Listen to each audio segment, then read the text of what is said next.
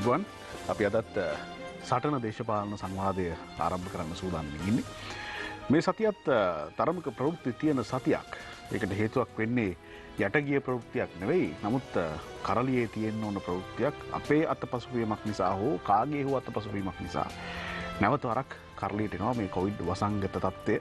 ඒ නිසා එහි බරපතල තත්ත්වයන් පිළිබඳව අපි සූදානම්ක ඉන්න බවක් අපිට තේරෙනවා. එහෙම අනතුරු ඇඟවීම අපිට දැනෙන්න තියෙනවා. ඒක පැත්තකින් වෙන තොරතුරු. එතනින් එහාට ගියාම ජාතික සහ ජාත්‍යන්තර වශයෙන් උත් වැදගත් කරුණු ගණනාවක් දේශපාලන ශාස්ත්‍රයට අදාළව මේ සතියේ සිද්ධ වෙලා තියෙනවා, සිද්ධ වෙමින් තියෙනවා. සමහර විට තව පැය කිහිපයකින් සිද්ධ වෙන්නත් පුළුවන්. චීන ආරක්ෂක අමාත්‍යවරයාගේ පැමිණීමත් අපි බලාපොරොත්තු වෙමින් ඉන්නවා. මේ සියල්ලත් එක්ක තමයි අපිට අද සටන ඉස්සරහට අරන් යන්න වෙන්නේ.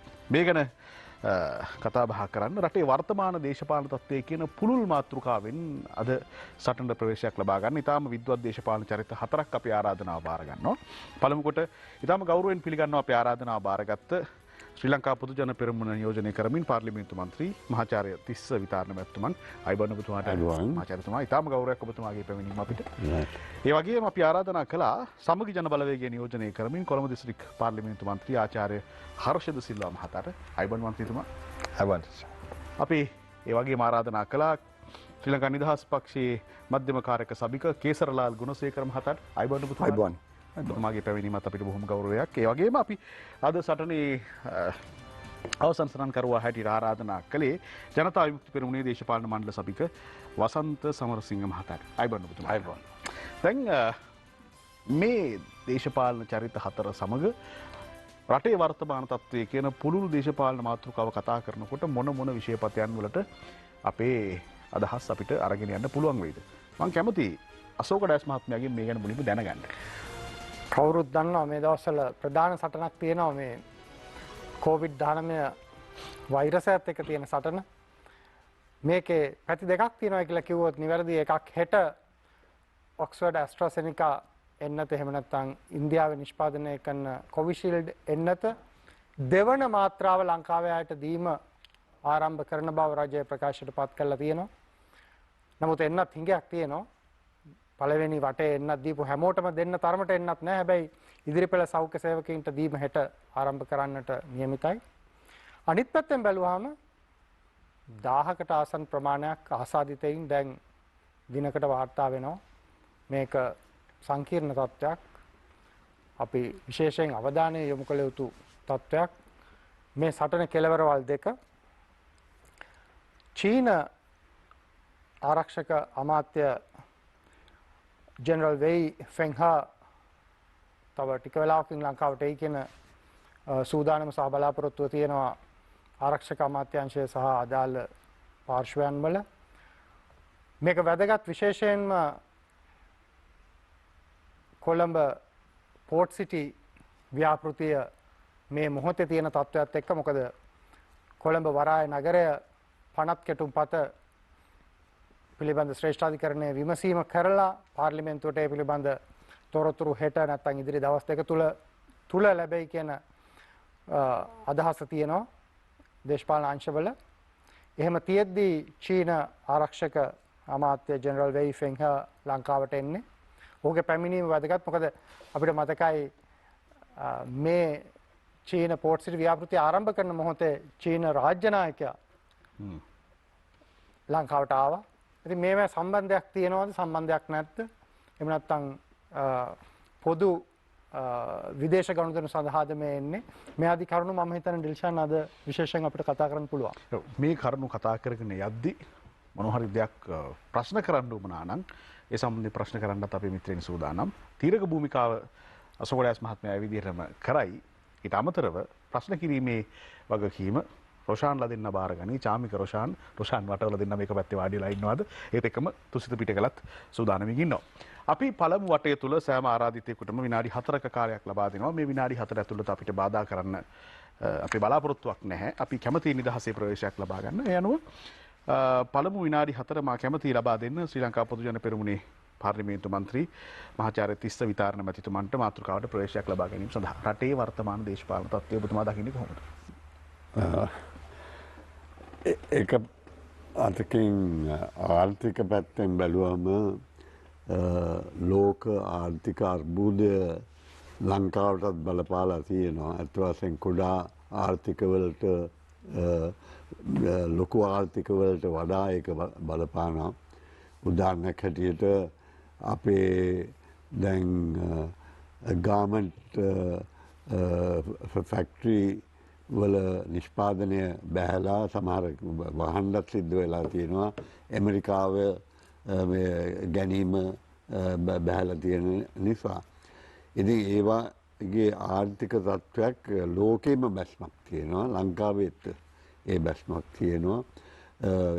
විරැකයා භාවයේ වැඩිවීම එවැනි ප්‍රශ්න මැද අපට ජනතාවගේ අවශ්‍යතාවයන් ලබා දෙන්න සිද්ධ වෙලා තියෙනවා.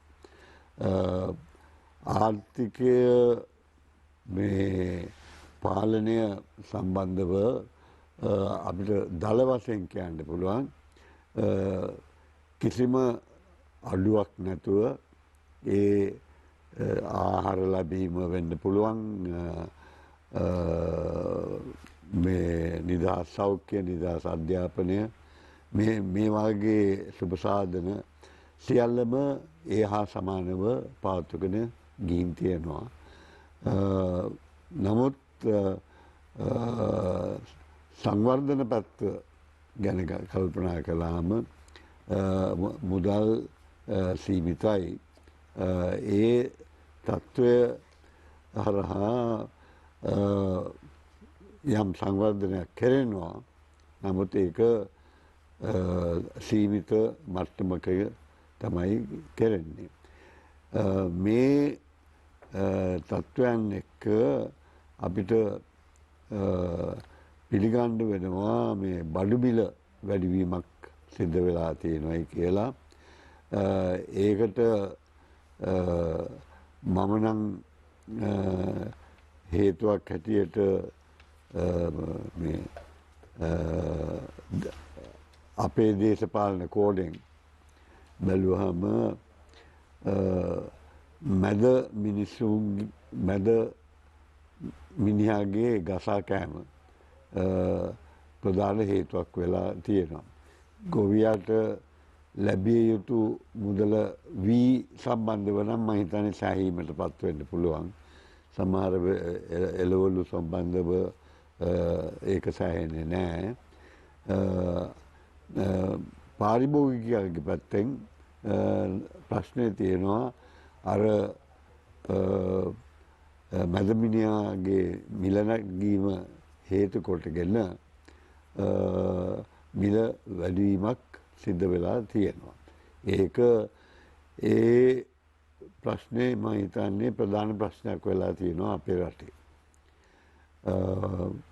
මේ තත්ත්වයත් එක්ක අපිට මේ ජාත්‍යන්තර වශයෙන් බැලුවොතින් අපි ස්ථාවර තත්ත්වයක් තියෙනවා. මිත්‍ර ලීලාවෙන් සියලු රටවල් එක්ක සම්බන්ධකම් පවත්වගෙන යනවා. ඒ අතින් නම් මම හිතන්නේ අප රටට කිසිම තර්ජනයක් නැහැ. හොඳයි. බොහොම ස්තුතියි ඔබතුමාට. ඊළඟ අවස්ථාව අපි ලබා දෙන්නේ හර්ෂද සිල්වා මන්ත්‍රීතුමාට. ප්‍රවේශයක් ලබා ගන්න පුළුවන් අපි විනාඩි 4ක කාලයක් ඔබතුමාට දෙනවා. බොහොම ස්තුතියි. මම මේ පොඩ නෝට් කරගත්තේ ජනතාවට ඍජුවම බලපාන ප්‍රධාන කාරණා දෙකක් තියෙනවා. අපේ මහාචාර්යතුමා කිව්වා වගේම මේ අද කොවිඩ් 1000 පැනලා එන්නත පිළිබඳව ලොකු ගැටලුවක් තියෙනවා. පළවෙනි මාත්‍රාව දුන්නා. එතකොට ආණ්ඩුව කිව්වා ලංකාව තමයි කියන ලෝකේ ඉස්සෙල්ලාම සියලුම දෙනාටම කොවිඩ් මාත්‍රා දෙක දීලා ඉවර කරා. අත වශයෙන්ම දෙවනි මාත්‍රාව දෙන්න දැන් කාලේ හොඳටම හරි. නමුත් ඒක හෙට පටන් ගන්නවා කියලා කිව්වට අපිට සෑහීමකටපත් වෙන්න බෑ. ආණ්ඩුවට මේක සම්බන්ධයෙන් ප්ලෑන් එකක් තියෙනවදවත් කියලා. මොකද ඇස්ට්‍රාසෙනිකා පළවෙනි එක ගැහුවාම දෙවෙනි එක චීන එක ගහන්න පුළුවන්ද රුසියන් එක ගහන්න පුළුවන්ද මන් දන්නේ නැහැ. මෙතුමා තමයි ඒකේ විශේෂඥයා. ඒක අපි පස්සේ කතා කරමු. මම හිතන්නේ එකම තමයි ගහන්න වෙන්නේ. දැන් මෙව්වා නැහැ. හොඳට මතකයි මට මම මේ සටනට ගිය පාර ආපු වෙලාවේ මේ සම්බන්ධයෙන් තර්ක කරා. මං කිව්වා වෙලාවට මේව ඕඩර් කරේ නැහැ කියලා. ලංකාව තමයි කියලා අන්තිම දකුණු ආසියානු රට ඉන්දියාවෙන් මේ සීරම් ඉන්ස්ටිටියුට් එකෙන් මේ ඕඩර් කරා. මේ මොනවද මන්ද පැණියක් බිබී හිටියා ඒක පරක් වුණා. ඊට පස්සේ මේකේ හැමෝටම බලපානවා. හැබැයි ඉස්කෝලේ යන දරුවන්ට අපේ මහාචාර්යතුමා කොයි විදිහට කිව්වත් දැන් මම දන්නවා මගේ දරුවට වුණත් හරියම ලොකු ප්‍රශ්නයක් මේක ඉස්කෝලේ යන්න විදියක් නැහැ. ඉතින් ඒක හරියට තදට වැදිලා තියෙනවා. අනිත් පැත්තෙන් මෙතුමාම කිව්වා වගේ ආදායම අඩු වෙලා තියෙන නොයෙකුත් හේතු නිසා වියදම වැඩි වෙනවා. දැන් බලන්න ජීවත් වෙන්න මිනිසුන් අමාරුයි. හාල් කිලෝ එකක් කීයද? පොල් ගෙඩියක් කීයද? සීනි ටික කීයද? හරි? දැන් මම බැලුවා කීයද කියලා දැන් වී සම්බන්ධයෙන් ගොවි මහත්තුරුන්ට යම්කිසි මිලක් ලැබෙනවා කියමු. නමුත් පාරිභෝගිකයෝ ඉන්නවා ලක්ෂ 220ක් මේ රටේ. එතකොට නාඩු හෝල්සේල් එකේ 108යි, සම්බා 150යි, කීරි 190. එළවලු ගැන මෙතුමා කතා කරා. එළවලු දැන් දඹුල්ල වහලා. තාම අපි පටන් ගත්ත ප්‍රභාස්වර මේ උෂ්ණත්වය සහ තෙතමනය පාලනය කරපු ගබඩාව ඕන තරම් වෙලා තිබ්බ හදලා ඉවර කරන්න තාම ඉවර කරලා නැහැ. ඉතින් බඩු මිල ඉහළ යනවා. මම දැක කවුද ඇමතිවරයෙක් කියනවා මේ බඩු මිල ඉහළ යන්න දෙන්නේ නැතුව එළවලු මිල ඉහළ යන්න දෙන්නේ නැතුව අල්ලන් ඉන්න ඕනේ කියලා. අර මැද මිනිස්සුන්ට ඒකට කරන්න දෙයක් නැහැ මේ ගරු ඇමතුමා. හරි. ඉතින් මේකට වැඩපිළිවෙලක් ආණ්ඩුවේ හැදුවේ නැහැ. දැන් කියන්න මං හිතන්නේ නැහැ සාධාරණයි කියලා අපිට කරන්න දෙයක් නැහැ කියලා මේ සම්බන්ධයෙන්. දැන් බලන්න වී ගවඩා කරනවා කිව්වා ලක්ෂ 3ක්. මම දැන් චැලෙන්ජ් කරනවා පුළුවන් නම් කියන්න ඒකෙන් 10%ක් ගත්තද කියලා. මං අහගෙන ආණ්ඩුවේ මන්ත්‍රී ඇමති කෙනෙක් කියනවා 40000ක් ගත්තා කියලා. ඇත්ත වශයෙන්ම හොයලා බැලුවොත් මෙට්‍රික් ටන් 30000ක්වත් වී ගවඩාව වල ආණ්ඩුවේ නැහැ. එහෙම වුණොත් එහෙම සැප්තැම්බර් මාසෙ වෙනකොට මම කියන්නේ නාඩු 130 වෙනවා, සම්බා 180 වෙනවා, කීරි සම්බා 225 වෙනවා. මිනිස්සුන්ට ජීවත් වෙන්න පුළුවන්ද කියලා බලන්න. තුන්වෙනි කාරණාව මිනිසුන්ට ඇඟට වැදුන්නේ නැති වුණාට ප්‍රජාතන්ත්‍රවාදය. හරි?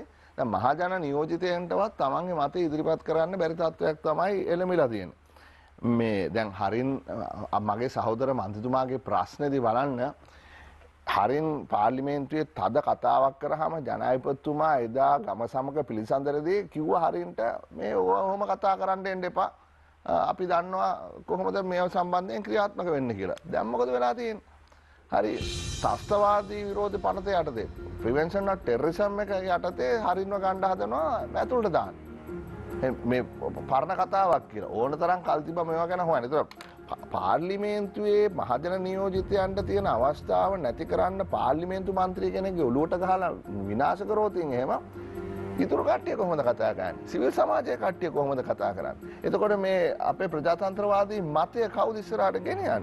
ඉතින් ඒ නිසා මේ පැත්තෙන් ජනතාවට ඇඟට දැනුම් නැති වුණාට ප්‍රජාතන්ත්‍රවාදය ඒක තමයි ඇත්ත වශයෙන්ම මේ තිරසාරව අපේ රටේ ශක්තිමත් කරන්න ඕනේ. නැත්තම් මේ රටේ අනාගතයට කුමක් වේද කියලා හිතා ගන්න අමාරුයි.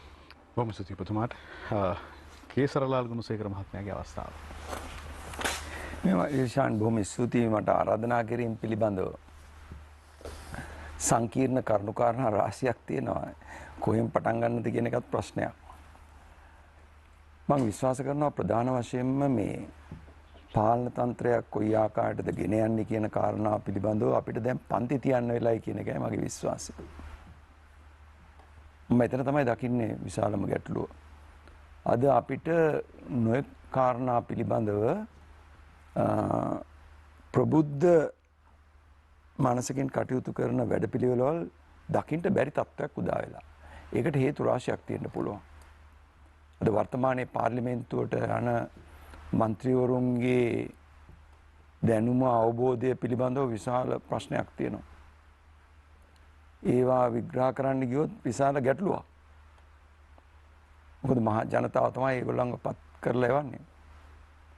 මට මතක් වෙනවා මේ මං හිතන්නේ ගිය වසරේ මේ channel එකේද මන් දන්නේ අර පාසල යන දරුවෝ දේශපාලඥයන්ගෙන් ප්‍රශ්න අහන වැඩසටහන තිබුණා. මම දැන් ඒක ක්‍රියාත්මක වෙනවාද කියලා. මට තාම මතකයි මොකද ඒක හිතට කාවදිච්ච ප්‍රශ්නාවලියක් ඒ දරුවෝ ඇහුවේ. අනුරාධපුර විද්‍යාලයේ දරුවෙක් යම් කිසි ඇමතිවරයෙක්ගෙන් අහනවා ඒ දරුවා අනේක විද දුක් විඳිනවා ඉගෙන ගන්න. ඒ දරුවම කියනවා සමහරලාට තෙලේ 6-7 සැරයක් බදින රෝල් එකක් තමයි අපි කන්නේ. නමුත් පාර්ලිමේන්තුවේ මන්ත්‍රීවරු ඊටාම වටිනා ආහාර භුක්ති විඳිනවා. අපේ අසල්වැසියෙක් ලෙඩ වුණොත් ට්‍රැක්ටර් එක ට්‍රයිෂෝ එක ගෙනියන්නවත් පුළුවන් කමක් නැහැ. නමුත් පාර්ලිමේන්තුවේ සමහර මැති ඇමතිවරු ලෙඩක් හැදුනාම බටහිර රටවල් වලට ගිහිල්ලා වෙදකම් ලබා ගන්න. මේ ආකාරයට කටයුතු කරන්නේ. එතකොට සමහරලාට ඉස්පිරිතාලවල සේවාවන් ඉතාමත්ම පල්ලෙහා මට්ටමක තියෙන. මැති ඇමතිවරුන් දැවැන්ත වාහන ලබාගෙන ඒවායේ ගමන් කරනවා කටයුතු කරනවා. තමුන්නාන්සේලාට හිරිකිතයක් නැද්ද මේ ආකාරයට කටයුතු කරන්න? විශාල වශයෙන් වැදිච්ච ප්‍රශ්නයක් මට ඒක. හිරිකිතයක් නැද්ද කියලා. දරුවෙක් කියව මම හිතන්නේ වැඩි මොනොත් ඒ ලෙවල්නේ. අදේ ප්‍රශ්නය හැම කෙනාම අහනවා. ඒක තමයි අපේ රට වෙලා තියෙන ප්‍රශ්නය. නැතුව මේක පක්ෂයක් යම්කිසි පක්ෂයකින් පාලන තන්ත්‍රයක් නිසා වෙන දෙයක් නෙවෙයි. මම හැමදාම විශ්වාස කරනවා අපිට හොඳ ප්‍රබුද්ධ පාලන තන්ත්‍රයක් බිහි වුණේ නැත්තම් පාලන තන්ත්‍රයක් කොහොම මුළු සමස්ත පාර්ලිමේන්තුවම ඒකේ හානිය බරපතලයි. දැවැන්තයි. ඒක තමයි අපි මේ දකින්නේ. දැන් 1970 ගණන් වල ඉඳලා මම මේක අධ්‍යයනය කරනවානේ. මට ඉතාමත්ම සක්සුදස්සේ පැහැදිලි. ඒකයි ප්‍රධානම කාරණාව. ඉස්සර മന്ത്രിවරුන් හැටියට පත්වෙන අය සමහරලාට ඈත පළාතක ග්‍රාම කොට්ටාශයක නැත්තම් ග්‍රාම මේ කමිටුවක නැත්තම් අර්බන් කවුන්සිල් එකක ඉස්සර තියුණා ටවුන් කවුන්සිල් ඔය ඔක්කොම වල සභාපති ධූර දරලායි පාර්ලිමේන්තුවට එන්නේ. විශාල දැනුම් සම්භාරයක් ක්‍රමානුකූලව. ඒ කියන්නේ එක සැරයක් දෙසරයක් නෙවෙයි. 3-4 සැරයක් ඉඳලා යන්නේ. ඒතර ඒගොල්ලෝ ආවම ඒගොල්ලන්ට පාලන තන්ත්‍රය පිළිබඳ නිවැරදි අවබෝධයක් තියුණා. අද එනවා කෙලින්ම උඩින්. පක්ෂේ කොහෙන්ද කියලා නෑ උඩින් එන්නේ. දේශපාලනය පිළිබඳ නිවැරදි අවබෝධයක් නෑ. ඒ අය දේශපාලනය කරන්න පාර්ලිමේන්තුවට ආවා. වෙන දේ බොහොම සරලයිනේ. පහුගිය දවස්වල රූපවාහිනී වැඩසටහන බැලුවා. මොකක්ද උනේ කියලා. හැසිරෙන්න දන්නේ නැහැ. කතා කරන්න දන්නේ නැහැ. පාවිච්චි කරන වචන කුණුහරුප. අද අපේ රටට ඇති වෙලා තියෙන තත්ත්වය ඕකයි. ඕකෙන් ගැලවෙන්න පුළුවන් කියලා මම ලේසියෙන් විශ්වාස කරන්නේ. මම ඊළඟ වටේ ඊළඟ කරුණු ටික ප්‍රකාශ කරන්න. හොඳයි. බොහොම ස්තුතියි ඔබතුමාට. වසන්ත සමරසිංහ මහත්මයාට අපි දෙනවා විනාඩි 4ක්. අල්දිල්සන් මට හිතෙන්නේ මේ ආරම්භයේ සිට සටනේ අද කතා ටික ඇහුවට පස්සේ කේසරලාල් ගුණසේකර මැතිතුමාගේ පැහැදිලි කිරීම ඇතුලේ තිබුණේ අපේ රට මේ ආපු ගමන් මගේ අද මේ මූණ දෙමින් තියෙන ඛේදවාචකයේ පිළිබඳ හීන් කෙඳිරියක් තමයි මේ තිබුණේ. එතුමා මේක අඳුනාගෙන තියෙන එක ගැන සතුටු වෙන්න ඕනේ. මොකද අද අපිට කතා කරන්න තියෙන ප්‍රශ්න සහ අපි අද මූණ දෙමින් තියෙන ප්‍රශ්න දවසින් දවස කියන්නේ හෙට දවසේ මොකද වෙන්නේ කියලා ඇහුවොත් ආණ්ඩුවේ ඉන්න කවුද දන්නේ කියලාවත් දන්නේ නැති තරමට අපි ඛේදවාචකයට මුහුණ දීලා තියෙනවා. ඒ තරම බරපතල ප්‍රශ්නයක් අපි ඉන්නේ. ඒතර කොවිඩ් සම්බන්ධ ප්‍රශ්නේදී අද අපි රෝගීන් 1000 ඉක්මවනවා. හෙට අනිද්දා වෙනකොට රට මට හිතෙන්නේ දැන් මේ යන වේගය ගත්තාම ටිකක් වේගෙන් අපි දැන් ව්‍යාප්ත වෙමින් තියෙනවා. ඉතින් ආපහු ආර්ථිකයට බරපතල පහරක් වැදෙමින් තමයි මේකට අපිට උත්තර හොයන්න වෙන්නේ. රටක් ලෙස තීන්දුව తీරන ගනිද්දී ලෝක තත්ත්වයන් එක්ක සලකලා බලලා තීන්දුව తీරන ගත්තද කියන කාරණේ අපි ඉස්සරහා තියෙනවා. ඒ වගේම මේ ඔක්කොම ASCII අපේ රටේ බොහෝ විදේශීය රාජතාන්ත්‍රිකයන් මැදිහත් වෙනවා. ඒ මැදිහත් වීම වල අපිට තියෙන පණිවිඩය තමයි රටක් ලෙස අපි කලාපීය ලෙස අපේ භූ පිහිටීම අනුව තියෙන වැදගත්කමත් ලෝක දේශපාලනයේ අපේ පිහිටීමේ තියෙන වැදගත්කමත් අපි රටක් හැටියට ඒවා හරියට ඉතිහාසයෙන් නම් පාවිච්චි කරලා තියෙන කාරණේ පිළිබඳව නැවත සිතා බලන්න කියන පණිවිඩෙත් අපිට ඒ ඇතුලේ තියෙනවා. ඇයි මේ එන්නේ? ඇමරිකාවත් එනවා, චීනෙත් එනවා, ඉන්දියාවත් එනවා. කියන්නේ මේ ලෝක දේශපාලන බලතුලනේ ඇතුලේ අපිට රෝල් එකක් තියෙනවද මේකේ? අපි මොනවද මේක ඇතුලේ කරන්නේ කියන කාරණේ පිළිබඳව අපිට තියෙනවා. මේ ඔක්කොම ASCII ගෑස් වලිනුත් ආණ්ඩුව ගහනවා. ලීටර් 12 කිලෝග්‍රෑම් 12 මාරේ ගෑස් සිලින්ඩරයට කිලෝග්‍රෑම් 9ක් පුරවලා රුපියල් 100ක් අඩු කරා කියලා 1395ට දෙනවා. රුපියල් 406ක් ආණ්ඩුව සාක්කුවේ දානවා. අර මේකට කියන්නේ මේ පාරිභෝගික කොල්ල කෑම. ඒක හරියටම කිව්වොත් එහෙම රාජ්‍ය බලය යොදාගෙන පාරිභෝගික කොල්ල කෑම. ඉතින් මිනිස්සු අන්දන එක මේ තරමට හිරිකිතයක් නැතුව ආණ්ඩු කරනවා. ආර්ථිකයේ පැත්තෙන් ගත්තට පස්සේ කබ්‍රාල් රාජ්‍ය මුදල් ඇමතිවරයා ඩොලර් එක ගස් බඳින්න හදනවා ආපහු හැරෙනකොට ලෙහාන ගිහිල්ලා. දැන් ගැසට් ගහනවා හාල් වලට ගැසට් ගැහුවා වගේ ඩොලර් වලටත්. අද ඩොලර් එක මේ ගානට කිව්වට ඉතින් ගන්න තැනක් නැහැ ඩොලර්. එහෙම ඩොලර් ගන්න බෑනේ දැන් අපි විදේශ වෙළඳාමට සම්බන්ධ වෙලා ඉන්න ආනයන තියෙනවා අපනයන තියෙනවා. ඒතර අපිට තෙල් ගේන්න ආහාරවත් අත්‍යවශ්‍ය දේවල් ගේන්න ඩොලර් ටික හොයන්න යනකොට මේ ආනයන කරුවන් ඩොලර් හොයන්න ඕනේ බැංකු පද්ධතියේ. ඉතින් ඒ කියන ගණන් වලට ඩොලර් නැහැ. කබ්‍රාල් මහත්තයන් තමයි ඉල්ල ගන්න වෙන්නේ මේ ඩොලර්. ඉතින් රටක් රවට්ටන හැටි. ඉතින් අර මෙතුමා කිව්වාගේ මේ ප්‍රබුද්ධ පාර්ලිමේන්තුවක ඌමනාව විතරක් නෙමෙයි ප්‍රබුද්ධ සමාජයකත් දැන් ඌමනාව තියෙන මට හිතෙන්නේ. මොකද සමාජයක් ප්‍රබුද්ධ නොවුනොත් එහෙම පාර්ලිමේන්තුවක් ප්‍රබුද්ධ වෙන්නේ නැහැ. අපේ ප්‍රශ්නේ එතන තියෙන්නේ. නිසා ජනතාව ප්‍රබුද්ධ තැනට ගෙන යන ප්‍රබුද්ධ ජනතාවක් ගොඩනැගීම වෙනුවෙන් කරන මෙහෙය මට හිතෙන්නේ මේ ඔබ ගන්නෙත් ඒ උත්සාහයක්. අපි මේ සාකච්ඡා ඇතුළේ උත්සාහ කරන ජනතාව මේ ගැන හිතන්න පතන්න පුරුදු කරන එකක්. අපි මේ ඔක්කොම ASCII ජනතාව මෙතෙන්ට පත් කරගත්තේ නැත්නම් මේ ඛේද වාචකයන් අපිට අතිශය නරක ලෙස ඉතිහාසයට එකතු කරලා තියන්න පුළුවන් වෙයි. ඒ නිසා තව බොහෝ කරුණු තියෙනවා. හැමදාම අලි ගහනවා. හැමදාම මිනිස්සු මැරෙනවා. අලි වැට ගහන්න කියලා කියන මිනිස්සුන්ට උත්තරයක් දෙන්න යන්නේ නැතුව රටවටේ ඇවිදිනවා ජනාධිපතිතුමා මේ පිළිසඳරවල් කරගෙන. මම කියන්නේ ආණ්ඩුවක වගකීම. මිනිස්සු දවස් 100ක් වාඩි වෙලා කියනවා මේ අපේ ප්‍රදේශයට අලි ටික නවත්ත ගන්න මේ කැලේ වෙන් කළ දෙන්න අලින්ට කියලා. හැබැයි අද මොකද කරන්නේ? ටවුමේ ඉන්න මුදලාල්ලා ටික කැලේට අරන් ගිහලා කැලේ වෙන් කළ දෙන මුදලාල්ලාට ව්‍යාපාරිකයන්ට තමන්ගේ හිතවතුන්ට කැලේ ඉන්න අලි ටික එනවා ගමට ගමේ ඉන්න මිනිහා අලි ගහලා මැරෙනවා. මේ අපේ ජන ජීවිතය අද. ඉතින් මෙතෙන් සිට ගත්තට පස්සේ අධ්‍යාපනයේ බිඳ වැටීම ඛේද වාචකයක්. පහුගිය දැන් අවුරුද්දකට වැඩි කාලයක් තිස්සේ අපේ රටේ දරුවෝ හරියට ඉගෙන ගත්තේ නැහැ. විභාගයක් හරියට ලියා ගන්න බැරි වුණා. ගිය O level ලියපු ළමයි 115ක් විභාග ලියන එක අත්හැරියා. මේක ඛේද වාචකයක් ඉන්නේ තව අවුරුදු 3-4ක් යනකොට මේ ඛේද වාචකය අපේ සමාජ ප්‍රතිඵලයක් ලෙස එනවා. දැන් නැවත මේ ප්‍රශ්නට අපි මුහුණ දීලා තියෙනවා. අපි මොකක්ද අනුගමනය කරන උපාය මාර්ගය? හරි පහසුයි. කොවිඩ් නිසා ඔක්කොම වහලා දානවා. හැබැයි අපි මොකද්ද අපි පළවෙනි එකට මුහුණ දුන්නා, දෙවෙනි එකට මුහුණ දුන්නා, තුන්වෙනි එකට මුහුණ දෙනකොට අපිට මොකද්ද තියෙන සැලැස්ම, වැඩපිළිවෙල. උපකාරක පන්ති ගුරුවරුන්ගේ පන්ති නවත්තන්න කියනවා වෙඩින් කරන්න දෙන 150ක් දාලා. ඉතින් මේ ප්‍රතිපත්ති ගත්තාම බරපතල ප්‍රශ්නයක්. හොඳයි.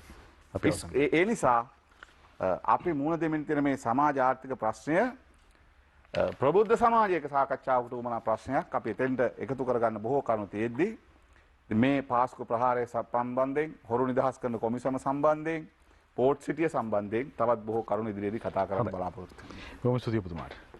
මෙතන ඉඳලා අපි කැමති ටිකක් ප්‍රශ්න කරන්න. මම කැමති හර්ෂද සිල්වා මන්ත්‍රීතුමාගෙන් පටන් ගන්න.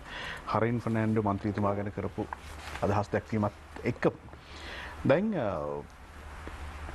මොකක් හරි සුවිශේෂී කරුණක් තියෙනවා නම් එහෙම කරුණක් පාර්ලිමේන්තුවේ ප්‍රකාශ කළාට පස්සේ മന്ത്രിවරයෙක් උට වරප්‍රසාද තියෙනවා.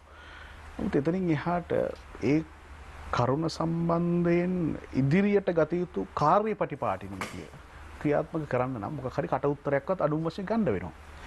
එහෙමවත් ගන්න නොදී ඔබතුමාලා ඇයි හරින් ෆර්නෑන්ඩෝ මන්ත්‍රීවරයා මේ විදිහට ඉස්පිරිතාලයක් අස්සේ හංගගෙන තියාගෙන ඉන්නේ? ඉස්පිරිතාලයක් අස්සේ හංගගෙන තියාගෙන ඉන්නේ හරින් මට කිව්වට කමක් නැති වෙයි හෙට ස්ටෙන්ට් එකක් දානවා. ඒක වෙනම දෙයක්. හරි ඉතින් මං හිතන්නේ මිනිස්සෙක්ගේ එච්චර අමාරු තත්වයකට මිනිස්සෙක්ගේ මේ අසනීපයකට hina වෙන්න හොඳ නැහැ. ඒක එක. හරි දෙක හරින් ෆර්නෑන්ඩෝ පාර්ලිමේන්තුවේ කිව්වේ දැනට සාක්ෂි වලින් වාර්තා වෙලා තියෙන කාරණා මේ කොමිසමේ. ඒක හරින් ෆර්නෑන්ඩෝ දිගින් දිගටම කිව්වා මම මේ කියන්නේ අලුත් දෙයක් නෙමෙයි. මම මේ කියන්නේ ඔය මේ කොමිසමේ සාක්ෂි දීපු කට්ටිය කියපු කතා. ඒවත් තියනවා ඔබලා ගාව. දැන් උදාහරණයක් හැටියට අපිට හොඳට මතකයි කිව්වා නීතිපතිවරයාට වෙලුම් 25ක් දෙන්න බෑ කිව්වා. ඉතින් නීතිපතිවරයාට වෙලුම් 25ක් දෙන්න බැරි නම් කොහොමද මේක නීතිපතිවරයා මේක මේ විමර්ශනය කරන්නේ? ඔබතුමා නීතිඥයෙක්. ඔබතුමා හොඳට දන්නවා. හරි එතකොට එහෙනම් ඇයි මේව හංගන්නේ? එතකොට හරින් ෆර්නෑන්ඩෝ පාර්ලිමේන්තුවේ කියපු දෙයක් ගැන කිසි අධිකරණයකට කිසි පොලිසියකට මේ කැඳවන්න හැකියාවක් නැහැ. ඒක තමයි පාර්ලිමේන්තු මන්ත්‍රීවරයාට තියෙන පළවෙනි වරප්‍රසාදය. පළවෙනි එක. කියවලා බලන්න පොතේ. ඒක දීලා තියෙන්නේ ජනතාවගේ ප්‍රශ්න එතන මතු කරන්න. මම පිළිගන්නවා මගේ මිත්‍රයා කේසර්ලාල් හිටපු මන්ත්‍රීතුමා සමග මෙතන ප්‍රබුද්ධ කණ්ඩායමක් සිටිය යුතුයි. නැත්තම් මේක මේ විවාදේ හරියට අරගෙන යන්න බෑ. මේ රට වැටලා තියෙන එක හේතුවක් ඒක තමයි. මමත් මේ මඩ ගොඩේ තමයි ඉන්නේ. මන් දන්නේ මෙතුමා කොහොම මේක ඉවසගෙන ඉන්නවද කියලා. හරි. එතකොට හරින්ව ගන්න ගියේ ත්‍රස්තවාදය වැළැක්වීමේ පනත හරහා. ත්‍රස්තවාදය වැළැක්වීම පනත කියන්නේ අපි කවුරුත් දන්නවා මේ ආණ්ඩුවම දිනේෂ් ගුණවර්ධන ඇමතිවරයා දැන් සති කිහිපයකට කලින් ජාත්‍යන්තරයට කිව්වා මේ පනත මේ අපයෝජනය කරන්න පුළුවන් මේකෙන් නොයෙකුත් අනවශ්‍ය විදියට වැඩ කරන්න පුළුවන් මේක සංශෝධනය කරන්න ඕනේ කියලා. එතකොට පාර්ලිමේන්තු මන්ත්‍රීවරයෙක් ත්‍රස්ත විරෝධී පනත යටතේ අත්අඩංගුවට ගන්න යනවා නම් ඩීఓ එකක් ගහලා දැන් රිෂාඩ් ඇමතුමාට කරා වගේ ඩීఓ එකක් ගහලා මාස 3ක් යන්න පුළුවන්. දිගටම ඩීஓ ගහලා මාස 18ක් යන්න පුළුවන්. නැවතත් මං කියනවා ඔබතුමා නීතිඥයෙක් හැටියට දන්නවා ආයේ වෙන මේ අධිකරණයකට මේකට ඇඟිලි ගහන්න හැකියාවක් නැහැ. ආචාර්යතුමනි දැන් ඔබතුමා කියන හැටියට එතකොට දැන් ඔය හරින් മന്ത്രിවරයා පාර්ලිමේන්තුවේදී ප්‍රකාශ කරන්න පාවිච්චි කරපු ડોකියුමන්ට් එක ඒක එළියට දාපු එකක් නෙවෙයි නම් ඒක හරියට පරිස්සම් කරගන්න බැරි මේ ආණ්ඩුවේ බලධාරීන් නෙවෙයිද වැරද්ද? ඒක ක්ලාසිෆයිඩ් ડોකියුමන්ට් එකක් වෙන්න පුළුවන්නේ. ක්ලාසිෆයිඩ් නම් ඒක ක්ලාසිෆයිඩ් විදිහට තියාගන්න බැරි වෙනවා නම් ඒක මේ ආණ්ඩුවේ ෆේලියර් එකක් නේ. බලධාරීන්ගේ ෆේලියර් එකක්. ඇයි ඒක හරින් മന്ത്രിවරයාගේ පිටින් යවන්නේ? ඒක තමයි මම කියන්නේ. ඒක තමයි අපි කියන්නේ. ඒක තමයි හරින් කියන්නේ. මේ හරින් අල්ලන් ගිහිල්ලා මේ ත්‍රස්තවාදී හරින් නිකන් ත්‍රස්තවාදියෙක් වගේ අල්ලන් යන්න හදනවානේ. හරින් කියන්නේ මේකේ තියෙන දේ. මේක තියෙන දේ ආණ්ඩුව එක පැත්තකින් මේ ඒක ඒගොල්ලන්ගේ ක්ලාසිෆයිඩ් නා. ඒ ක්ලාසිෆයිඩ් කියන එකේ තේරුම මොකද්ද? ක්ලාසිෆයිඩ් නම් පොලිසිය ඒක දෙන්න එපායි මේ නීතිපති දෙපාර්තමේන්තුවට ඒ පිළිබඳව කාට හරි අල්ල ගන්න නඩු දාන්න මොකක් හරි කරන්න. ඒ හරින් වල්ලන් ගැන ඒක හරියන්නේ නැහැ. ඇයි හරින් එහෙනම් තිස්ස කුට්ටිආරච්චිට ගහන්නේ පාර්ලිමේන්තුවේ? ඒක රෝෂාන් ඒවා අනවශ්‍ය දේවල්. හරි? එතන බදුල්ලේ ප්‍රශ්නයක් මම හැමදාම දකින්නවානේ ඕක. අද ඊයේ නෙමෙයිනේ. ඒ පැත්තෙන් කෑ ගහනවා මේ පැත්තෙන් කෑ ගහනවා අනවශ්‍යයි. පුද්ගලික දේවල් අවශ්‍ය නැහැ පාර්ලිමේන්තුවේ කතා කරන්න. මම නම් කවදාකවත් මිනිසුන්ගේ පුද්ගලික දේවල් පාර්ලිමේන්තුවේ කතා කරන්න ඒක අනවශ්‍යයි. පාර්ලිමේන්තුවට අපි යන්නේ කතා කරන්න ප්‍රතිපත්තිමය දේවල්. මම කැමතියි තිස්ස විතාරණ මහත්මයාගේ අවධානයට ලක් කරන්න ඔබතුමාලා අද පත්තරෙත් දාලා තියෙනවා කොමියුනිස්ට් පක්ෂය සම සමාජ පක්ෂ ඇතුළු ඔබලාගේ වාමාංශික පක්ෂ සන්ධානය මේ පෝට් සිටි ව්‍යාපෘතිය තාම සාර්ථක ව්‍යාපෘතියක් ඒ සඳහා රජයට සහාය දෙනවා රජයේ කණ්ඩායමකට කියලා ප්‍රකාශ කරලා තිබුණා. මොන මෙතොලොජි එක පාවිච්චි කළාද? මොන රිසර්ච් එක යූස් කරලාද? මොන ස්ටඩි එකක් බේස් කරගෙනද ඔබලා මේ රටට මේ වගේ උගත් බුද්ධිමත් පිරිසක් මේ හොඳයි කියලා කියන්නේ? කියන්නේ මේක මේ ලංකාවේ පමණක් නෙමෙයි මේ පළවෙනි වතාවට කරලා තියෙන්නේ. දැන් උදාහරණයක් හැටියට චීනයේ මේ වාගේ 4ක් පිහිටුවලා තියෙනවා විවිධ තැන්වල. වරායවල් 6ක් එක්ක සම්බන්ධවත් පිහිටුවලා තියෙනවා. ඉතින් 10ක් තියෙනවා. ඒවා ඔක්කොම ඉතාමත්ම සාර්ථක ඒ මොඩල් එක තමයි මෙතන පාවිච්චි කරලා තියෙන්නේ. මේ විදේශ විනිමය රටට ඇතුල් කිරීමට ඉතාමත්ම සාර්ථකව ඒක හරහා ක්‍රියාත්මක වෙලා තියෙනවා. ඉතින් ඒක මේ චීනයට සම්බන්ධ මේ ව්‍යාපාරයක් නිසා මම එතනින් පටන් ගත්තේ. නමුත් ලෝක බටේ විවිධ තැන්වල මේ ක්‍රමවේදය යොදවලා පිටරට විදේශ විනිමය ලබා ගැනීම මේ හරහා කරලා තියෙනවා. ඉතින් මෙතන මේ ඒක තුලින් රැකියා අවස්ථාත් ලබා දෙන්න පුළුවන්කම තියෙනවා. මේ නොයෙකුත් එස්ටිමේන්තු තියෙනවා මම නම් ඒවා ඔක්කොම පිළිගන්නේ නැහැ. මහාචාර්යතුමනි මේ දැන් රොෂාන් අහපු ප්‍රශ්නේදී දැන් ඔබතුමන්ලා ඔය දෙන චරිත සහතිකය දෙන්නේ මේ පනතද ඒකට ඇතුළත් කරලාද නැත්නම් කන්සෙප්ට් එකක් හැටියට පෝර්ට් සිටි කියන ව්‍යාපෘතිය ගැන පමණයිද? මේකටත් 100%ක් එකඟයිද? නෑ කියන්නේ මේ ඒ කන්සෙප්ට් එක ගැන ඔබතුමා කිව්වා වගේම අපි මේ පිළිගන්නවා ඒක ලෝකේ ක්‍රියාත්මක කරලා තියෙන දෙයක්. ඒක සාර්ථක වෙලා තියෙනවා. ඉතින් ලංකාවෙත් ඒක සාර්ථක වෙන්න ඕන හරියට මෙහි ක්‍රියාත්මක කළොත්. ඒ සඳහා යෝජනා නැහැ ඔබතුමාලට. දැන් ඔබලා යටත් විජිතවාදයට මගේ ප්‍රශ්නේ යටත් විජිතවාදයට විරුද්ධද නැද්ද? යටත් විජිතවාදයට විරුද්ධද නැද්ද වාමාංශික ව්‍යාපාර සමාජිකයට? අපි සම්පූර්ණයෙන්ම විරුද්ධයි යටත් විජිතවාදයට. දැන් මේ චීනය කරන් යන්නේ මොකක්ද? චීනය ලෝකයට කරන් යන්නේ මොකක්ද? ඒකට කියන වචන මොකක්ද? චීනයේ යටත් විජිතවාදයක් නෑ. මේ සම්පූර්ණ චීනයේ ඉතිහාසයේ මේ අනිකුත් රටවල් යට කරලා මේ බලයෙන් අල්ලලා මේ සූරා කාලා නැහැ. 1950 දී ටිබෙට් දේශය ආක්‍රමණය කරනවානේ. කරන්නේ අධිරාජ්‍යවාදී රටවල්. මහාචාර්යතුමනි චීන 1950 දී ගිහිලා ස්වතන්ත්‍ර කලාපයක් වෙන ටිබෙට් ආක්‍රමණය කළ තමන්ගේ ප්‍රාන්තයක් කරගන්නවානේ. ඒක අදටත් චීනය තායිවානයට තමන්ගේ අයිතිවාසිකම කියනවා. ඒ කාලේ ඉඳලම ටිබෙට් චීනයේ කොටසක් හැටියට මේ සලකලා ක්‍රියා කරලා තියෙනවා. එතන මතභේදයක් තියෙනවා. හොඳද? නමුත් ඊන් පිට මේ කොහෙවත් කරලා නැහැ.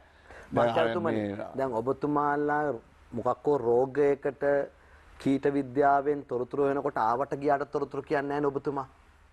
ඔබතුමා ඒකට පරීක්ෂණ නිරීක්ෂණ නිගමන කරලා හරියට නිට්ටාවට තොරතුරු හොයලා තමයි මේ බෙහෙත විදින කියලා කියන්නේ. එතකොට ලෙඩා මැරෙන්නේ නැහැ ලෙඩා බේරෙනවා. දැන් මේ දේශපාලන ලෙඩෙක් ඉන්න රටේ පුරවැසියා. දැන් ඔබතුමාලා වගේ අය කිසිම පදනමක් බේස් කරගන්න නැතුව කිසිම ඩොකියුමන්ටරි රිසර්ච් වර්ක් එකක් කරන්නේ නැතුව මේ වගේ මාධ්‍ය සාකච්ඡාවක් තියලා මේ බුද්ධිමත් සමාජයට ලෝකෙට ආමන්ත්‍රණය කළා පෝර්ට් සිටි එක හොඳයි කියලා කිව්වහම මේක නෑ කියන්නේ මේ ඔබතුමා කියන්නේ එහෙම එකක් බේස් කරගත්තේ නෑ කියලා. චීනේ හරහා ආපු එක නිසා ඒකට විරුද්ධ වෙන අය ඉන්නවා. චීනේ ආපු දෙයක් හොඳ නෑ. භයානකයි මේ ලොකු ප්‍රචාරයක් ගෙනියනවා මේ ඇමරිකාව චීනේ ආක්‍රමණශීලීව අප රටවල් වල මේ අල්ලගන්න කටයුතු කරනයි කියලා. ඒක සම්පූර්ණ බොරුවක්. චීනේ මේ දියුණු වෙලා තියෙන්නේ වෙළඳාම පදනම් කරගෙනයි. මේ රටවල් ගිහිල්ලා යටත් කරලා ඍජුව සූරා කාලා නෙමෙයි. කවදාද දවසක පෝර්ට් සිටි එක රටේ මේ රටේ පෝර්ට් සිටි ව්‍යාපෘතිය ශ්‍රී ලංකාවට හානිදායක ව්‍යාපෘතියක් නොවන බව නව සම සමාජ පක්ෂයේ ශ්‍රී ලංකා කොමියුනිස්ට් පක්ෂය ඇතුළු ඔබේ වාමාංශික ව්‍යාපාර එකඟව පිළිගන්නවා. මට වල සම සමාජ පක්ෂය. සම සමාජ. වාසුදේව නානක්කර මහත්මයාත් ඒ ආණ්ඩුවත් එක්ක ඉන්න නිසා මම මේ කතා කරේ. ඒතර ඔබතුමාලා එකඟ. එතකොට ඔබතුමාලා අනුර කුමාර දිසානායක මහත්තයෙක් කියනවනේ චීනය ශ්‍රී ලංකාව කොලොනියක් කරන්න යනවා කියලා. ඒත් වාමාංශික ව්‍යාපාරය මම දන්න සමාජවාදයේ මොන වගේ අර්ථකථනද ඔබ දෙගොල්ලෝ දෙපැත්ත ඉඳලා කරන්නේ කියලා. ඔබලගේ සමාජවාදයේ චීනයට මේ තරම් අකමැතියි. ප්‍රසන්න සමාජවාදය ගැන සාකච්ඡාව කරන්න ගියොත් අපිට නෑ චීනයේ සමාජවාදයට ඔබලා විරුද්ධ JVP එක තියෙන්නේ චීනයේ රට තුළ අනුගමනය කරන ප්‍රතිපත්ති පිළිබඳව. වගේම රටින් බාහිර අනුගමනය කරන සමහර ප්‍රතිපත්ති පිළිබඳව විවේචනයක් අපිට තියෙනවා. අපි දෙවන ලෝක යුද්ධයට ආසන්න වෙනකන් අපි දැක්කේ ලෝකේ රටවල් යටත් කරගත්තේ අවි ආයුධ වලින් ගහලා. ලෝකේ රටවල් තමන්ගේ පාලනයට යටත් කරගත්තේ එහෙම.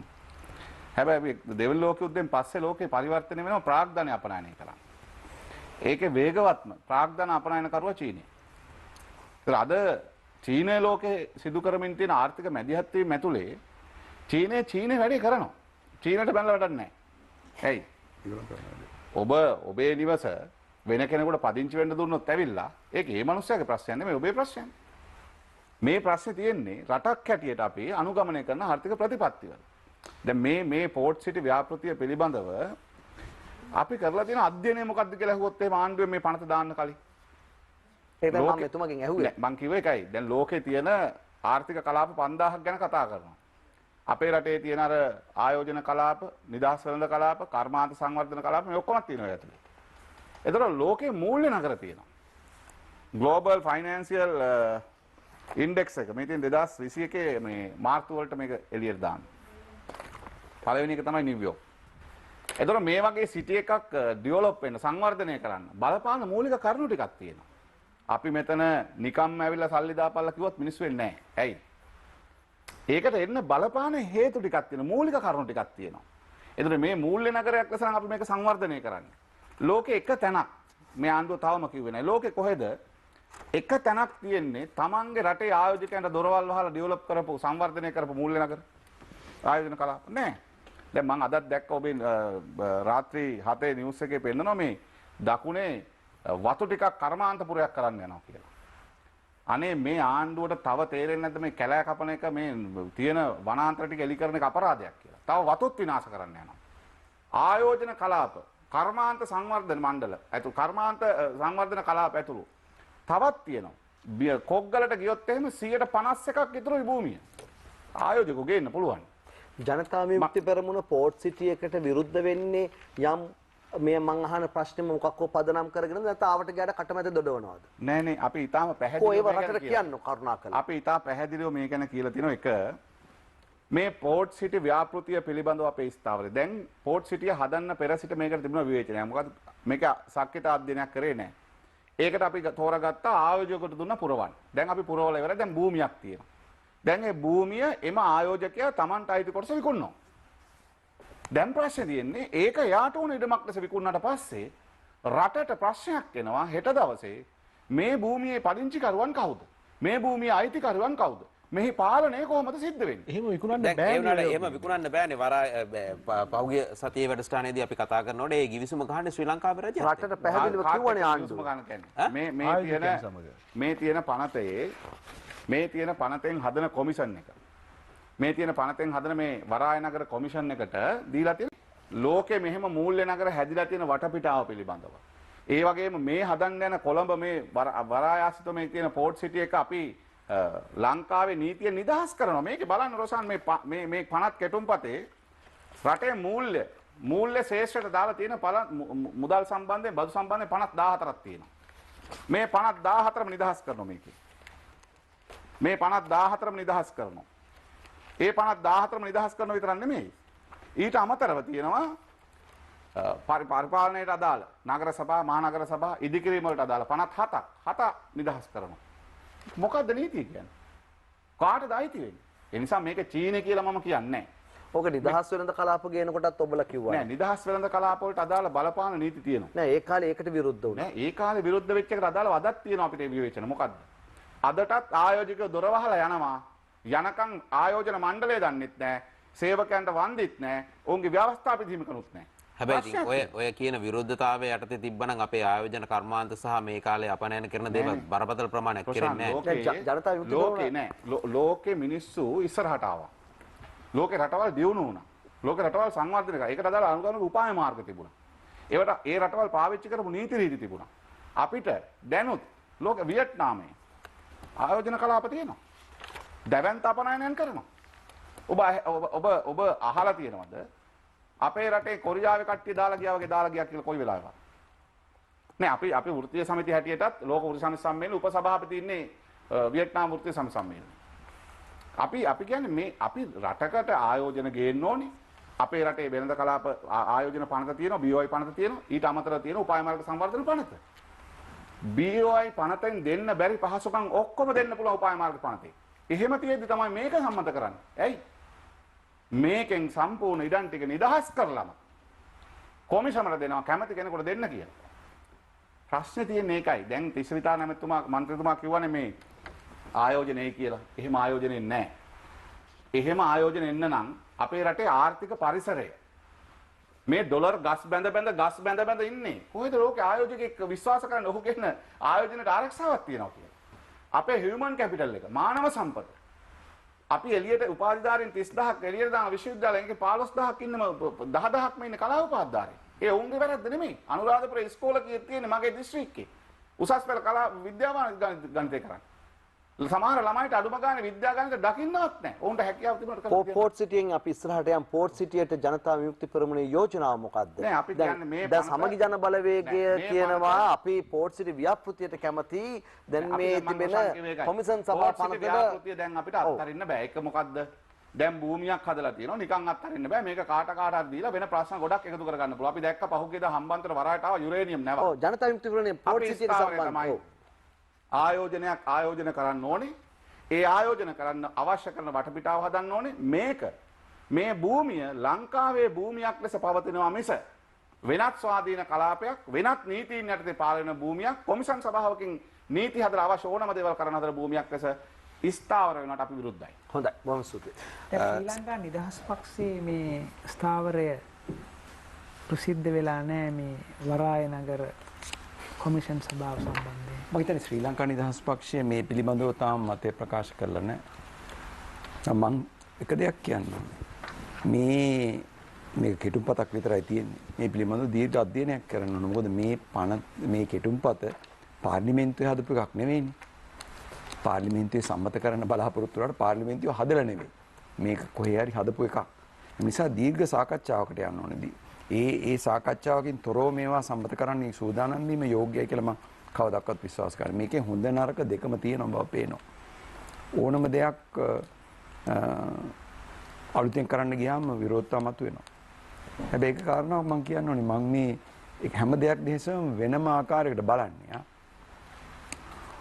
ඔක්කොම කරනවා. හැබැයි අපේ රටේ දුගීම දුප්පත් ජනතාව එදා මෙදා තුර ඒ තැනම තමයි අදත් ඉන්නේ. ඔන්න උතන තමයි ප්‍රශ්නේ තියෙන්නේ. එදා මෙදා තුර ඉන්නේ ඒ තැනම තමයි. අපි කියනවා සංවර්ධනය 5%, 6, 7, 8 ඔක්කොම කියනවා. ඒ කොච්චර කිව්වත් ඒගොල්ලන් ඉන්න තැන එතරම්යි. අන්න එතන තමයි අපිට වැරදිලා තියෙන්නේ.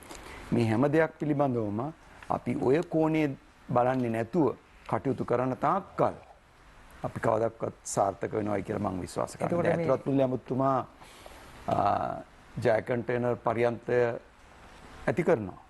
දැවැන්ත වැඩසටහන. කායිකවත් පෞද්ගලික අංශේ සල්ලි අරගන්න ගියේ නෑ. රටවල් වලට විකුණන්න ගියේ නෑ. හැබැයි ජපානයෙන් ආධාර ගත්තා. හැබැයි ඒක හරියට කෙරුවා. අද මොකද වෙලා තියෙන්නේ? අද අපි බලනවා කොටසක් වියදම්.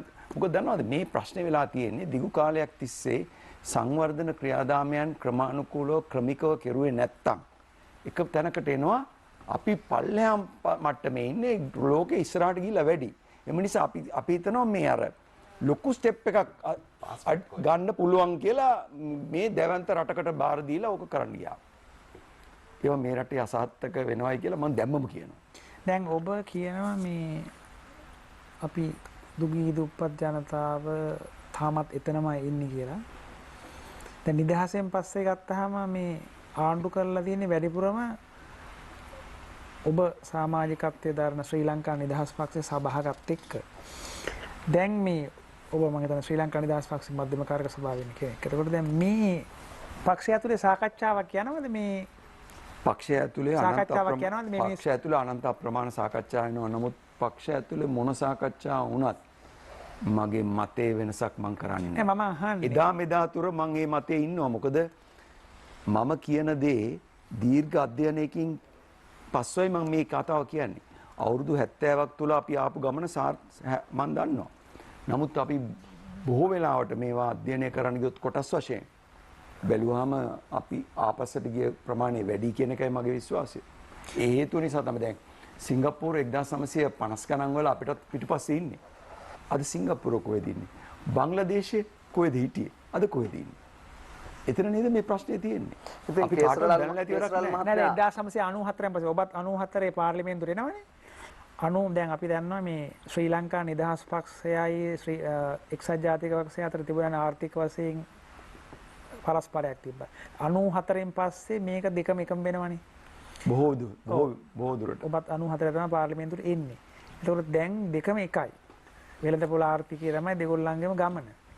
ඒතකොට දැන් ඔබ කියනවා මේ මෙහෙම වෙලත් අපි කියන්නේ දිලින්දෝ මේ මට්ටමේ තමයි ඉන්නේ කියලා. ඒතකොට දැන් ඒක සත්‍යයක්. ඔව් දැන් මම අහන්නේ දැන් ඔබට මේ වගේ අදහසක ඔබ ඉන්නකොට දැන් ඔබේ පක්ෂයේ ඇතුලේ සංවාදයක් යනවද වෙන සමාජ ආර්ථික මොඩල් එකක් ගැන යනවද සංවාදයක්? නෑ සංවාද කරනවා අනන්ත අප්‍රමාණ සංවාද කරනවා අපි සමහර රජයේ වැඩසටහන් පිළිබඳව විවේචනත් කරනවා. හැබැයි මතක තියාගන්න අපි පොඩි කොටස්කරුවෙක් පමණයි යා. දැවැන්ත කොටස්කරුවෙක් නෙමෙයි. අපි පොඩි කොටස්කරුවෙක්. ඒවා පිළිබඳව දැන් අපේ ලේකම්තුමා පවා නොඑක් අවස්ථාවලදී යම් යම් ප්‍රකාශ කරනවා.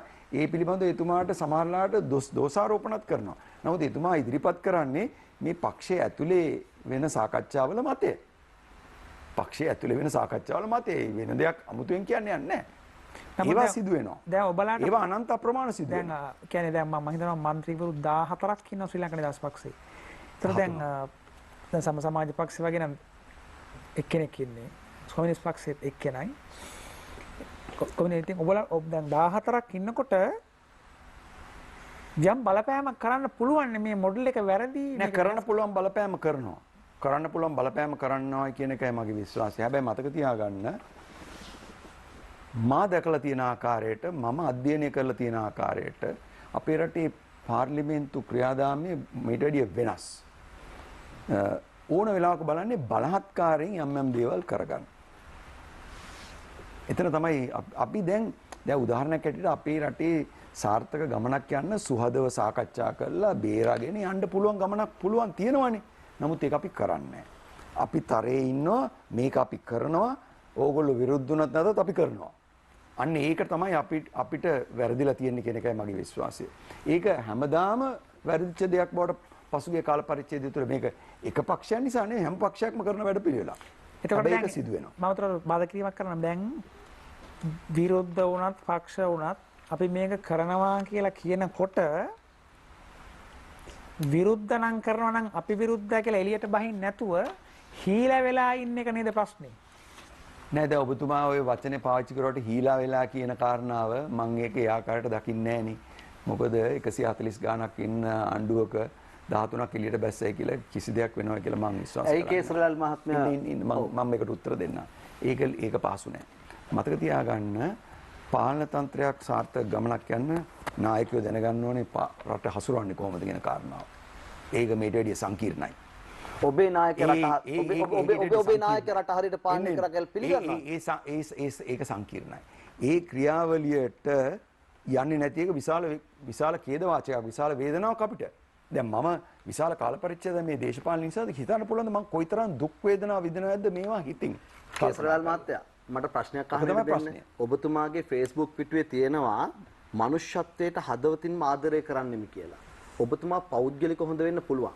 මේ කතා කරන්නේ කේසරලාල් ගුණසේකරගේ දේශපාලනය ගැන නෙවෙයි. රටේ දේශපාලනය. ඒතර ඔබතුමා නියෝජනය කරන ශ්‍රී ලංකා නිදහස් පක්ෂය.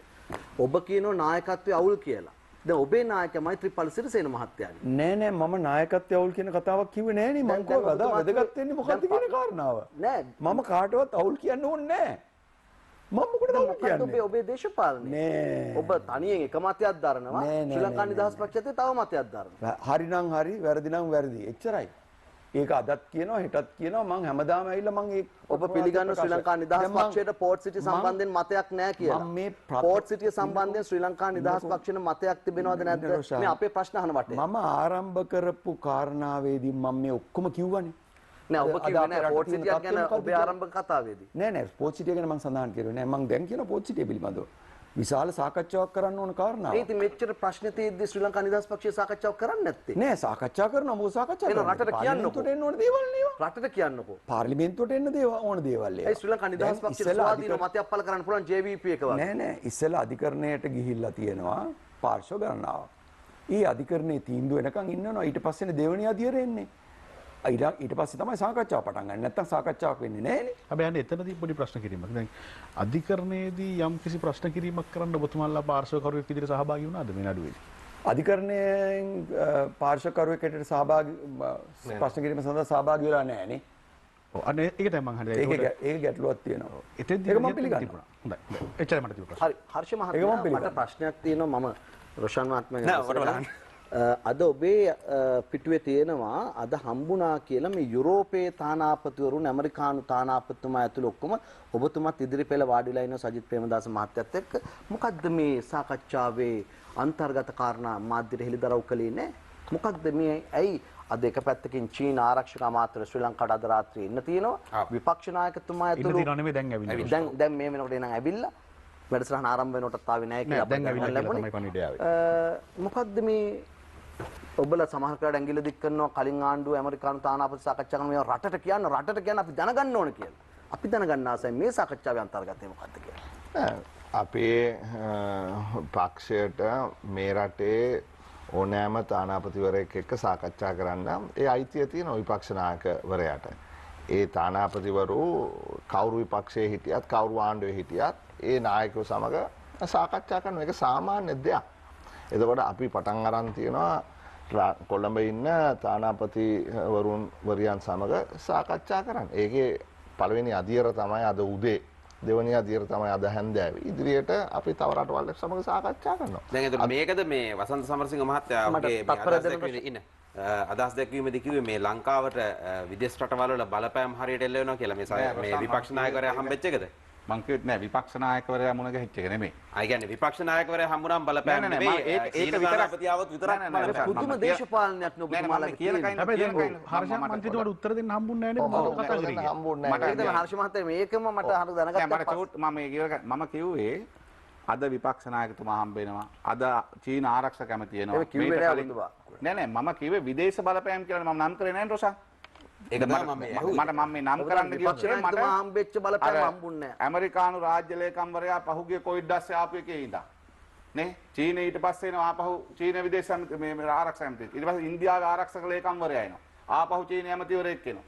ආයේ චීන කියන්නේ ඔය සියල්ල ගැන කිව්වේ නේ. මම මේ කියන්නේ අපේ රටේ දේශපාලනෙට මේ ජාත්‍යන්තරව කරන මැදිහත් වීම ගත්තාම ඒක විපක්ෂ නායකද හම්බ වෙන්නේ ආණ්ඩුවේ ජනාධිපති අගමැතිද කියන එක නෙමෙයි. මේ මැදිහත් වීම පිටිපස්සේ අපිට පණිවිඩයක් තියෙනවා. අපිට මේ පණිවිඩය දැනගන්න ඕනේ. හර්ෂ මහත්තයා ඉංග්‍රීසියෙන් ලියනවා exchange views on important issues including democratic rights of our people. We intend having several such meetings in the coming days. We are Colombo based diplomats කියලා. මේවා තොරතුරු දැනගැනීමේ පනත ඔබේ ආණ්ඩුවෙන් සම්මත කරේ. හරි. කරුණාකරලා රටට කියන්න ඇමරිකානු තානාපතිත් එක්ක මොනවද සාකච්ඡා කළේ? යුරෝපා තානාපතිත් එක්ක මොනවද කතා කරේ? ඇයි මේ යුරෝපීය තානාපතිතුරු මේ හම් වෙලා රටේ ප්‍රශ්න සාකච්ඡා කරන්නේ? මේක එක දවසක් වෙච්ච වැඩක් නෙමෙයිනේ රෝෂාන්. මේක ප්‍රජාතන්ත්‍රවාදී ව්‍යුහයක් තුළ මෙවැනි සාකච්ඡා හැම වෙලාවෙම සිද්ධ වෙනවා.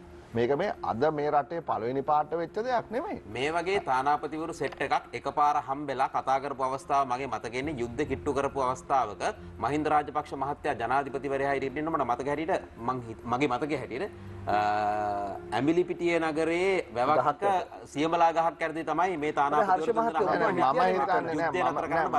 මම හිතන්නේ නැහැ මේක මේ විදියට මේ විශාල කරලා මහා ලොකු මේ දෙයක් හැටියට පෙන්වන්න අවශ්‍යයි කියලා.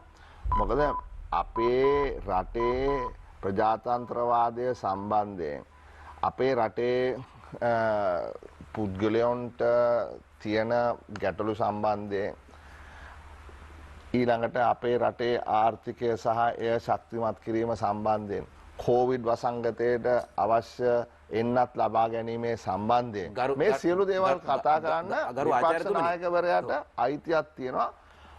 සජිත් ප්‍රේමදාස මහත්මයා ඊට පස්සේ ප්‍රෙස් එකක් තිබ්බා. මම හිතේ ඔහුගේ Facebook පිටුවේ ඔහු දාලා තියෙනවා කතා කරපු දේවල් මොනවද කියලා. හොඳයි. මෙතනට විශේෂ පුද්ගල 3 දෙනෙක් සහභාගී මේ රට දැනගන්නට ඕනේ. ඒ තමයි ආචාර්ය ගිහාන් පීරිස්. ගිහාන් ගුණතිලක. ඔව් ආචාර්ය රෝහන් පල්ලෙවත්ත, ආචාර්ය ගිහාන් සහ හරීම් පීරිස්. ඔව්. මේ 3 දෙනාද සමගි ජන බලවේගයේ විදේශ ප්‍රතිපත්ති සම්පාදක මණ්ඩලය. විදේශ ප්‍රතිපත්ති සම්පාදනය සම්බන්ධයෙන් මේ පුද්ගල ගැන රට දන්න නිසා මම අහන්නේ. නෑ ගිහාන් ගුණතිලක කියන්නේ ඉතාමත්ම ඉහළ පිළිගැනීමක් තියෙන මේ තරුණ මේ නීතිඥවරයෙක්. ඔව්. හරිම් පීරිස් කියන්නේ චන්ද්‍රිකා බණ්ඩාරනායක මැතිණිය සමග කිට්ටුවෙන් වැඩ කරපු ඒ විදේශ මේ ෆොරින් පොලිසි ඇඩ්වයිසර් කෙනෙක්.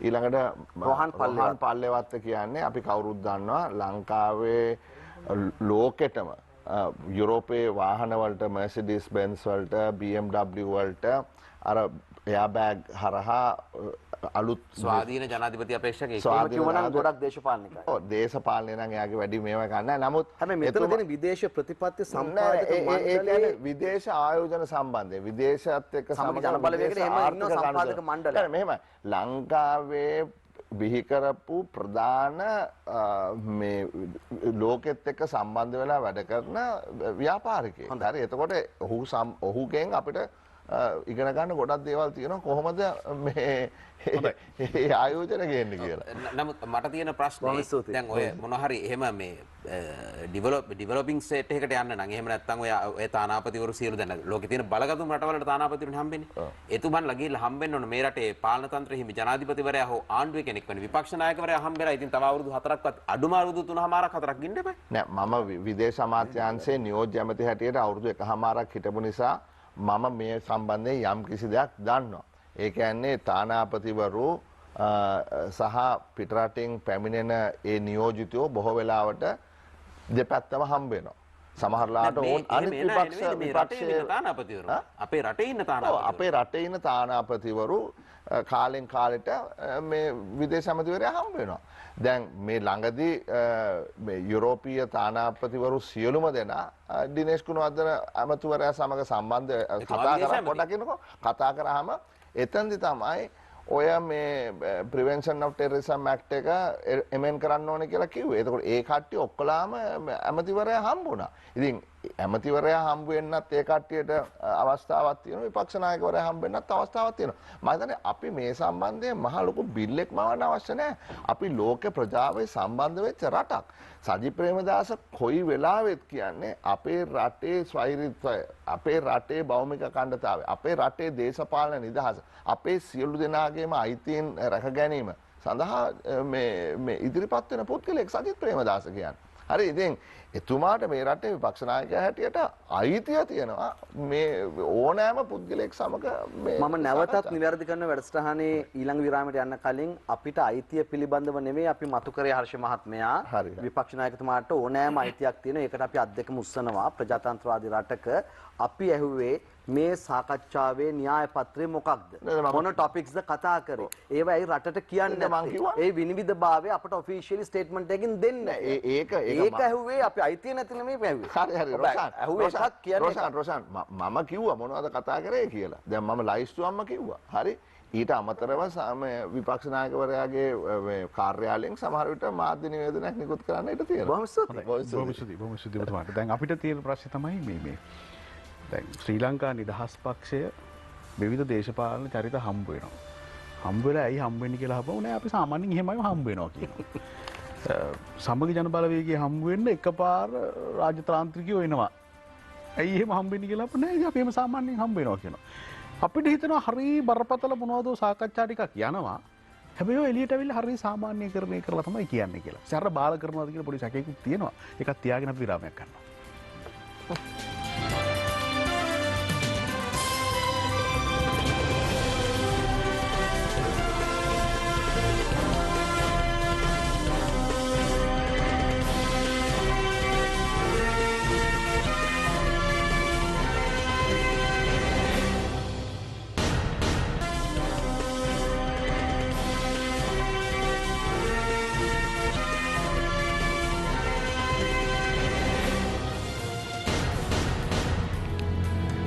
අපි නැවතත් සටන දේශපාලන සංවාදය සමග අපි මේ වටය තුළ බලාපොරොත්තු වෙන්නේ සෑම ආරාධිතයෙකුටම විනාඩි 4ක කාලයක් ලබා දෙමින් තමන්ගේ අදහස් දැක්වීම ඉඩ දෙන්න. නමුත් එහිදී ඒ දක්වන අදහස මතු කරන කරුණ නිශ්චිතව ප්‍රශ්න කිරීමේ අයිතිය අනෙත් ආරාධිතයින්ට තියෙනවා. අපි මැදිහත් වෙන්නේ නැහැ. ඒ වෙලාවේදී වෙලාව නවත්තලා ඒ ප්‍රශ්නේ සඳහා ඉඩක් ලබා දෙන්න සිද්ධ වුණොත් අපි ඒ ගැන ඒ ඉඩ හදලා දෙනවා. ඒ පොරොන්දුවත් එක්කයි අපි ඊළඟ බටේට යන්නේ. නැවතත් අවස්ථාව මහාචාර්ය තිස්ස විතාරණ මැතිතුමන්ට. දැන් මම සමසමාජ පක්ෂයට අයිති ශ්‍රී ලංකා පොජ්ජන්න පෙරමුණේ සන්ධානක සාමාජිකයෙක් හැටියට ආණ්ඩුවේ ඉන්නේ. අපිට එකක් මේ දේශීය ආර්ථිකයක් ගොඩනැගීමට කලින් යහපාලන ආණ්ඩු කාලයේදී වෙන ප්‍රතිපත්තියක් තිබුණා. විවෘත ආර්ථිකය හරහා මේ වෙළඳපොළ පාලනය කරන මේ ආර්ථික ක්‍රමයක් අපි කියනවා නෑ රජය මැදිහත් වෙලා රජය පාලනය කරන්නත් ඕන. ඒක දියුණු කරන්න ඕන අපේ රටට අපේ ජනතාවගේ උන්නතිය මුල් කරගෙන. ඉතින් ඒ ආකාරයට අපි මේකට සම්බන්ධ වෙලා කටයුතු කරනවා. උදාහරණයක් ඇටියට පිටරටින් ආනයන කරන දේ පුළුවන් තරම් සීමා කරලා අපේ රටේම නිෂ්පාදනය කිරීමට තීන්දුව කරලා තියෙනවා. කෘෂිකර්මයට වැඩි තැනක් දෙන ගමන් කර්මාන්ත අංශවලටත් යම් ප්‍රමාණයක් දැනටම මේ අවුරුද්ද තුල ප්‍රගතියක් පේන්න තියෙනවා. ඒ ප්‍රතිපත්තිය සමසමාජ පක්ෂය හැටියටත් අපි පිළිගන්නවා හරි ප්‍රතිපත්තියක් කියලා. දැන් මේක වඩා ශීඝ්‍ර ලෙස ඉදිරියට ගෙනියන්න ඕන. අපි පුළුවන් තරම් ස්වයං පෝෂිත වෙන්නත් වෑයම් කරන්න ඕන. ප්‍රධාන ආහාර සමහර අනිත් ඒවා නොවෙන්න පුළුවන්. මේ ඒ මේ ඔබතුමා මත කරපු කාරණේද?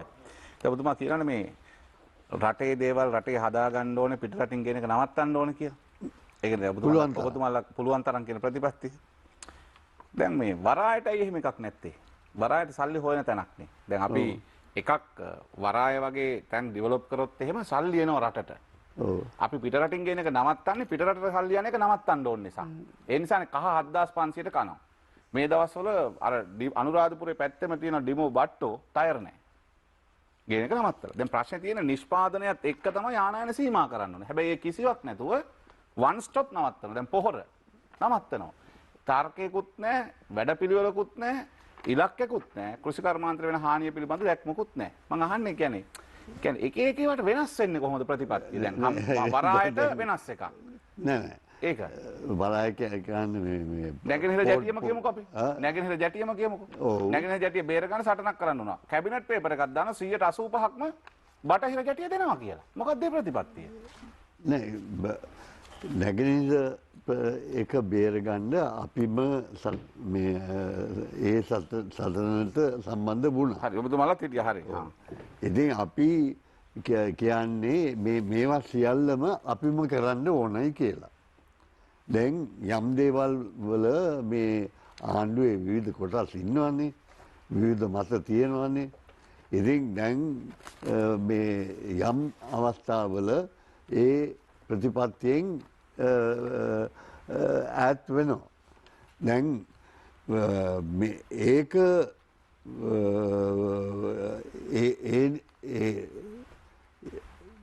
මේ අවස්ථා තියෙන්න පුළුවන් අපේ දැනුව තාක්ෂණය මදිනම් ඒවා අපි දැනට වරාය ජැටි දෙකක් පිටරටින් ගේන්න වෙනවා. අපේ දැනට වරාය ජැටියක් තියෙනවා.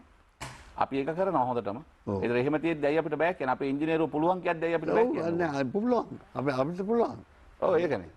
අපි මේ ආණ්ඩුව තුල වුණත් කිව්වා ඒක අපිම කරන්න ඕනයි කියලා. ඔව්. රයිට්. ඉතින් ඒ ගැන මතභේදයක් නෑ. දැන් මෙතන අපේ ආර්ථිකය දියුණු කිරීමේදී අපි බලන්න ඕන මේ අපේ ජනතාවගේ උන්නතිය මුල් කරගෙන මම ඔබතුමාගෙන් ප්‍රශ්න ඇහුවේ ආනයන සීමා කරපුවාම වේගෙන් බඩු මිල වැඩි වෙනවා. වැඩි වෙන එක ජනතාවට දරන්න බෑ. පහුගිය අප්‍රේල් මාසේ අවුරුදු කන්න පවුල් ලක්ෂ 30කට ආණ්ඩුවෙන් මොන ආනයන සීමා කරනකොට සීමා කිරීම. සීමා කිරීම හරහා මම ඇහුවේ ඒකයි ප්‍රශ්නේ. මට ඕනේ එතෙන්ට ගිහින්. ඒ කියන්නේ ආනයන සීමා කිරීම හරහා බඩු මිල වැඩි වෙනවා. පහුගිය අප්‍රේල් මාසේ පවුල් ලක්ෂ 30කට අර මෙතුමත් කිව්වේ ඒක. පවුල් ලක්ෂ 30කට රුපියල් 5000 ගාන දෙන අවුරුදු කන්න අපේ රටේ ජනතාව ඉන්න තැන. පවුල් ලක්ෂ 58යි පවුල් ලක්ෂ 30ක් 5000 දෙනවා. දැන් රුපියල් 400 කහ 5000ට 7000ට කන්න උනේ අය. ඒ නිසා එතකොට බඩු මිල වැඩිවීම කවුද දරාගන්නේ? ඒතර ආණ්ඩුවේ සැලැස්ම වෙන්න ඕන රටට අවශ්‍ය කහ ප්‍රමාණය හදලා මම එක උදාහරණයක් විතරයි ගන්නෙ. කහ ප්‍රමාණය හදලා ආනයන සීමා කරන්න. එහෙම නැත්නම් අපි කහ වගා කරුවන්ට කියන මෙච්චර වවලා කියනවා. මේක නැතුව නවත්තනවනේ. ඒක මම මේ ඔබතුමා කියන දේ පිළිගන්නවා. කියන්නේ තීන්දුවක් ගන්න ඕන කල්පනා කරලා ඒක ක්‍රමානුකූලව ජනතාවට අවම හානියක් වෙන විදිහකට කළ යුතුයි. දැන් හදිසි තීන්දුව ගැනීම මෙතන පුරුද්දක් වෙලා තියෙනවා. හුඟක් තීන්දුව ගන්නවා. මම කියන්නම් දැන් සෑහෙන කාලයකට පක්ෂ නායක සාකච්ඡා තිබුණා. දැන් ඒව නැහැ. ඉතින් අපිත් දන්නේ ඔබතුමා කියන්නේ තනි තීරණ අරන් වැඩ කරනවා. මේ ඔබතුමාලා පක්ෂ සමූහයක හිටියට වැඩක් නැහැ කියලා. නෑ මේ කියන්නේ ඒ කලින් ආපු ආකාරයටම මේ ගිය මැතිවරණයෙන් පස්සේ ඇති වුණු ලොකු ජයග්‍රහණය එක්ක තීන්දුව ගැනීමේ ප්‍රවණතාවයක් තියෙනවා අපි නොසලකා. ඉතින් ඒ තත්ත්වය තමයි තියෙන්නේ. ඉතින් මේක අපිට ඌමනා කරන දෙයක් නෙමෙයි. නමුත් බලතුලන අනුව මේ සිද්ධ වෙලා තියෙන දෙයක්. හොඳයි මහාචාර්යතුමා. බොහොම ස්තුතියි ඔබතුමාට. ආචාර්ය හර්ෂද සිල්වා